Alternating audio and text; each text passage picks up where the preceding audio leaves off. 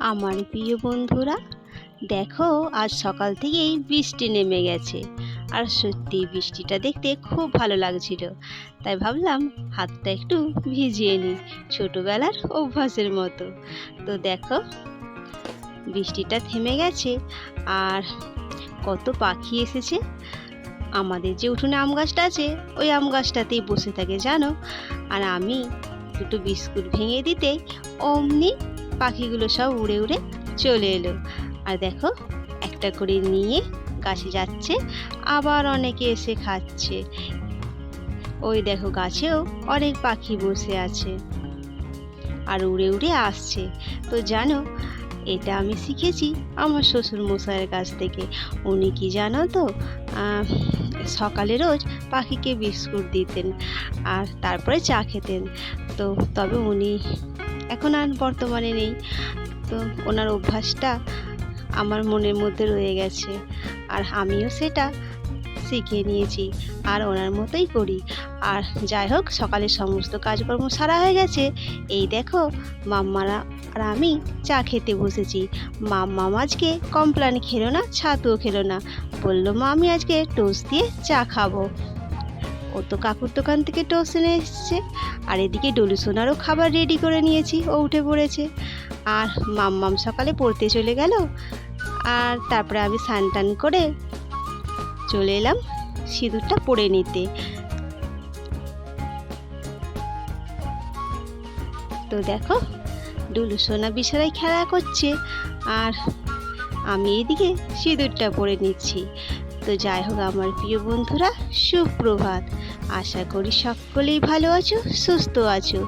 আমি জ্যোৎস্না, আমার ব্লগে তোমাদের সকলকে স্বাগত আর অনেক অনেক ভালোবাসা রইল।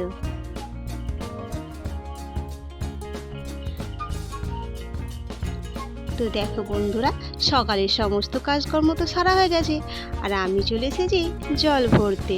এই দেখো ডলু সোনাকে কোলে নিয়ে বালতিটা তো বসিয়ে দিয়ে গেছিলাম, আর অনেকটাই জল ভর্তি হয়ে গেছে, তাই একটু জল ফেলে দিলাম। আর আজকে কি জানো তো, রোজকার মতো নয়, আজকে একটু বাড়িতে পুজোর ব্যাপার আছে, আর সেটা কি নিয়ে তোমাদেরকে আমি দেখাবো। তো দেখো বালতিটা তো ভর্তি হয়ে গেল, এবার আমি একটা বোতল বসিয়ে দিলাম। তো জল ভরা হয়ে গেছে, এবার আমরা স্নান টান তো সেরে নিয়েছি সকালে। আর চলো এবার ঠাকুরকে একটু জল দিয়ে দিই, তুলসী তলায় একটু জল দিই, ঠাকুরকে খেতে দেব। দেখো এই যে কলতলা আছে না, কলতলাতে আমাদের একটা গাছ আছে, জবা ফুলের গাছ। তো এছাড়াও আছে সে ওখানে রায়বাগিনীর যে মন্দিরটা আছে, ওখানে আছে অনেক ফুল গাছ, তবে ওখান থেকে সবাই তুলে নিয়ে চলে গেছে, তাই আমি এখান থেকেই তুলে নিয়েছি। আর দেখো অনেক উঁচুতে একটা ফুল ছিল, যেটাতে আমরা হাত পাচ্ছেই না, প্রায় অনেক কষ্ট করে তুললাম। আর এই দেখো রান্নাঘরটা আমি পরিষ্কার করে নিয়েছি, আজকে সব কিছু ধুয়ে নিয়েছি। আর এই দেখো ঠাকুরের সব বাসনপত্র বের করেছি। এইগুলো জানো ঠাকুরের রান্নার জন্যই ব্যবহার করা হয়। আর এই দেখো ডাল, আর যে চাল ভিজিয়ে রেখেছি, আর নারকেল, সব কিছুই রয়েছে। আজকে জানো মনসা পূজা হবে। আর কি জানো তো, এই পূজা যদি না করি তাহলে এই বছরের মতো আমাদের তাল খাওয়াই বন্ধ হয়ে যাবে, মানে তালের কোনো খাবার দাবার খাওয়া। তাই তাল দিয়ে পুজো দিতে হবে, তালের সমস্ত খাবার দাবার বানিয়ে। তো দেখো যে চালটা আমি ভিজিয়ে রেখেছিলাম, সেটা এখন গড়িয়ে নিচ্ছি মিক্সিতে। এদিকে মাম্মাম তো টিউশন থেকে চলে এসেছিল, তো ওকে খাবার দাবার খাইয়ে স্নান টান করে রেডি করে দিয়েছি, ও স্কুলে চলে গেল। আজকে দেখো ওর একটা বন্ধু আসতে, তার সঙ্গেই চলে গেল।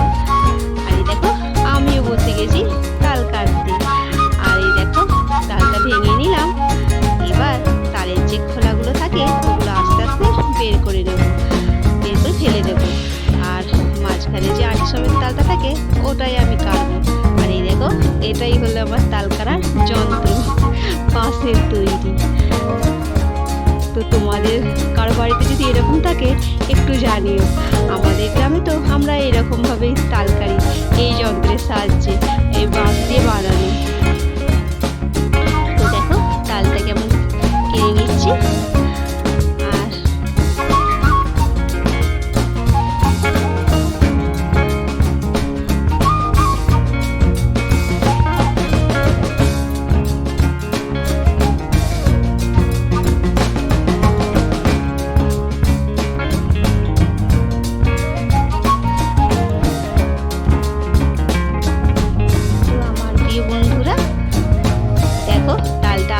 আস্তে নিচে পড়ছে।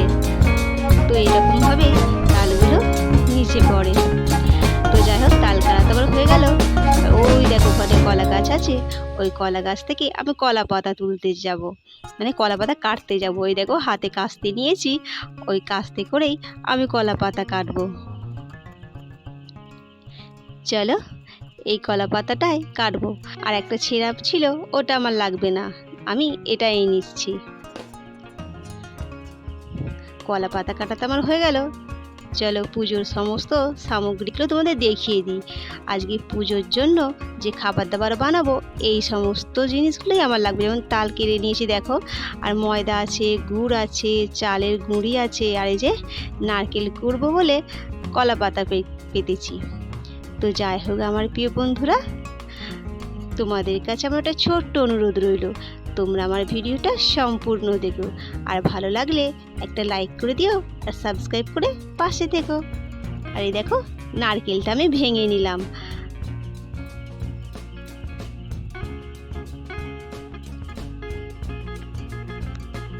এবার নালটা আমি কুড়ে নিচ্ছি।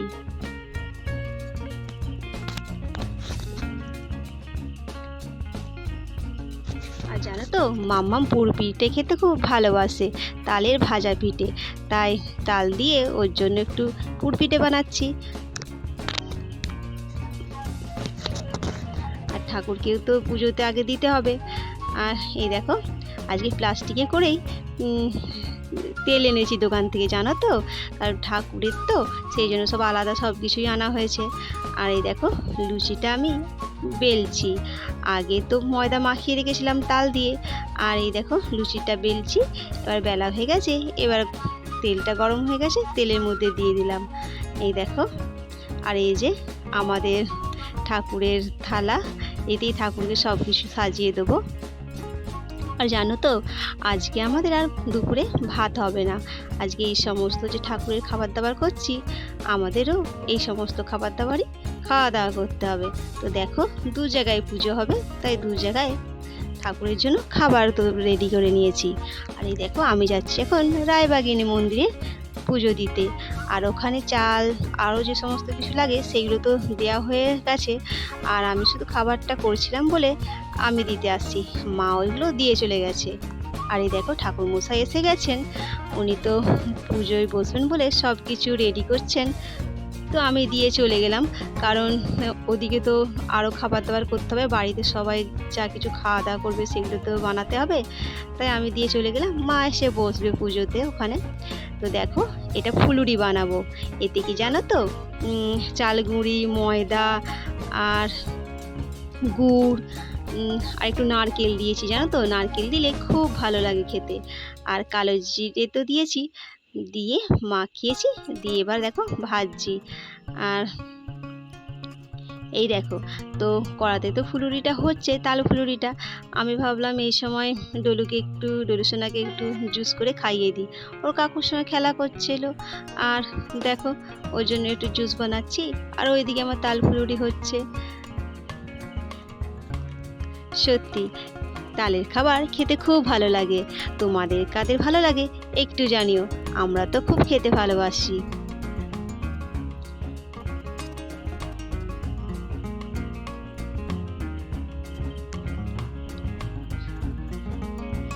তো ডলু সোনাকে তো জুস বানিয়ে দিলাম। এদিকে থেকে মাম্মামও এসে গেছে স্কুল থেকে, এসে দেখছে খাবার দাবার এখনো হচ্ছে, আর ঠাকুরের তো এখনো পুজোই হয়নি।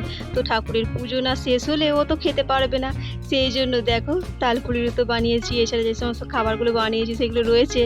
তো হাত পাচ্চার বলছে ঠাকুর আমাকে একটা দাও, আমাকে একটা দাও, পুজো হয়নি, এরকম করছে জানো তো।